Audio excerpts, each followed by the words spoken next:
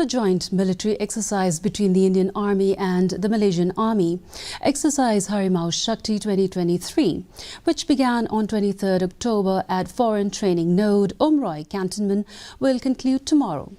The exercise is aimed at strengthening military capabilities and enhancing synergy between the two nations. This exercise marks a significant step on their ongoing defence cooperation. The joint exercise focuses on reinforcing military capabilities, enhancing synergy and promoting bilateral military engagement.